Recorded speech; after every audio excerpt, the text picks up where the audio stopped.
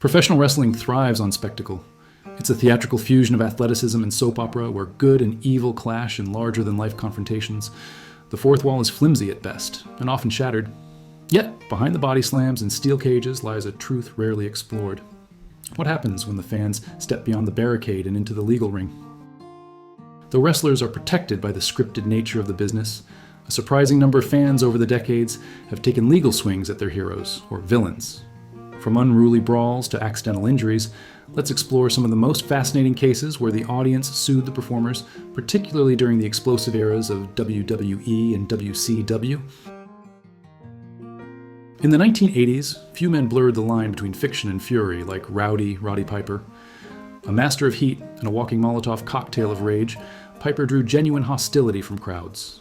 At one infamous event, a fan claimed that Piper struck him with a foreign object during a post-match melee. The fan sued for assault and battery, alleging that Piper went off script and caused real harm. WWE's legal team countered with a simple truth. The fan had crossed the barricade, breaching the implied safety contract between spectator and show. Result?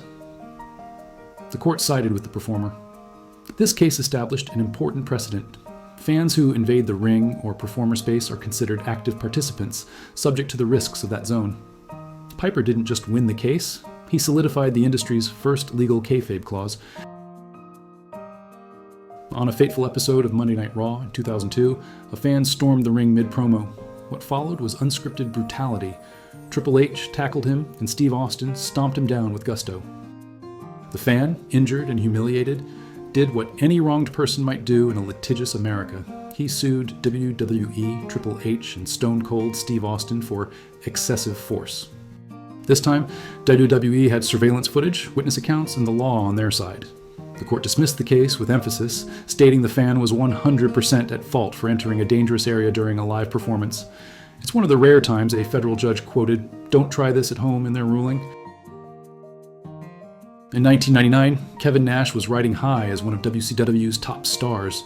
During a live taping of Monday Nitro, a fan spilled beer and began heckling Nash ringside.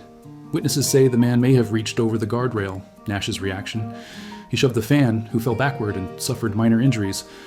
The fan sued for battery and emotional distress, claiming Nash's status as a giant human being made the reaction excessive. WCW's legal defense leaned on wrestling's inherent volatility and the possibility that the fan was the aggressor. Final outcome: dismissed. WCW's security footage showed the fan instigating. The judge ruled that Nash reacted reasonably given the breach of space. You can't make this one up. In 1998, during one of WCW's hottest runs, Scott Hall flicked his trademark toothpick toward the crowd. A fan alleged the toothpick hit her in the eye, causing vision damage. She filed a lawsuit for negligence and personal injury, demanding medical compensation. WCW initially denied the claim, but rumors swirled that a quiet settlement was reached. Hall reportedly joked backstage, "I've injured people with a flick of the wrist." Whether real injury or cash grab, this incident proved that the smallest gestures in wrestling can carry legal weight. In 2006, a fan attending a WWE SmackDown taping near the stage claimed that Batista's entrance pyro caused permanent hearing damage. He sued WWE, alleging that the company failed to warn ticket holders about proximity to explosive effects. The case drew attention because it challenged the sensory assumptions of live entertainment. Should fans expect to be blasted by sound, heat, or concussion waves? This time, the WWE chose not to fight this one in open court. The fan reportedly received a modest settlement, and WWE began issuing more visible pyro warning signs at entrances. Chris Jericho doesn't back down from a promo or a real fight. In 2009, after a WWE house show in Victoria, British Columbia, Jericho exited the arena to a crowd of fans. One woman allegedly spit on him. Another man got in his face. What followed was caught on video. Jericho struck the man, then the woman, in self-defense. The footage went viral. Outrage erupted. But police determined Jericho was provoked and no charges were filed. Still, the woman considered legal action. Although no lawsuit was officially filed, but the story underscores a key truth. Wrestlers are human, and when fans blur the boundaries of character and performer in the real-world consequences follow. Wrestling exists in a bizarre hybrid space between performance and combat sport. That duality leads to complicated legal territory. Fans have sued performers over what they perceived as real violence. But performers argue that everything is part of the act, even when adrenaline surges cause real punches to land.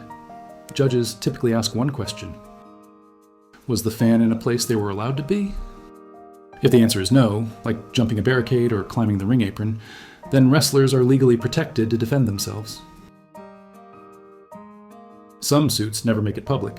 Wrestling companies often choose the settle in silence method to avoid headlines. These may include trampling injuries during entrance brawls, accidental contact with thrown props or broken guardrails, misconduct during fan interactions gone wrong. Settlements keep things quiet, but they also feed a side industry of Bret Hart mid-match. Security and Hart beat him down. He later claimed excessive force. Lawsuit dismissed. 1998 WCW Nitro. During a main event, a fan ran in and tried to hit Kevin Nash. Nash laid him out. Lawsuit threatened, never filed. Royal Rumble 2015. Roman Reigns was nearly tackled by a fan rushing the aisle. No lawsuit, but security lawsuits followed due to failure to prevent entry. We're in their world now. Fans suing wrestlers is a curious intersection of entertainment law, personal injury, and performance boundaries. For some, it's about real harm caused by negligence. For others, it's opportunism, a way to cash in on chaos. Yet time and time again, the courts remind us, pro wrestling may be fake, but the consequences are real. Entering the ring is not just dangerous, it's often legally foolish. The storylines may be scripted, but the body slams don't come with waivers. Wrestlers are performers, yes, but also defenders of the sanctity of the squared circle. And when a fan decides to challenge that sacred ground, whether by spitting in the parking lot or stepping between the ropes, they may find that the most devastating finisher isn't the stunner or the jackknife. It's getting your case thrown out by a judge with no patience for kayfabe. And to the fans, you are entering the danger zone. Not a theme park, not a circus. This is pro wrestling. By entering this venue, you acknowledge, do not jump the barricade. This isn't your backyard trampoline. Cross that line and you're fair game. Suplexes are not refundable. Pyro is loud, bright, and real. If you're allergic to explosions, please sit far from the ramp. We love you, but Batista's fireworks do not. Flying objects happen. Toothpicks, wristbands, sweat, or broken tables may land near you. Duck like it's dodgeball. Wrestlers are professionals. You are not. Don't spit, shove, grab, or throw beer at them. They're trained to fight, and lawsuits usually go in their favor. Kayfabe is sacred. Yes, the bad guy insulted your city. No, that doesn't mean you get to throw a punch. It's part of the show, champ. Injuries happen. If you trip, slip, or try to take a selfie while climbing the barricade, that's on you, not us. Be safe, not stupid. If you enter the ring, you will leave in an ambulance, and you won't be the one getting cheered. Enjoy the show. Clap, boo, scream, cheer, cry. But never forget, this is wrestling, not a courtroom. Oh well, that's all we've got time for today, and a big thanks for watching. If you enjoyed this video, don't forget to give it a thumbs up. And make sure to hit that subscribe button so you don't miss out on any of our future content.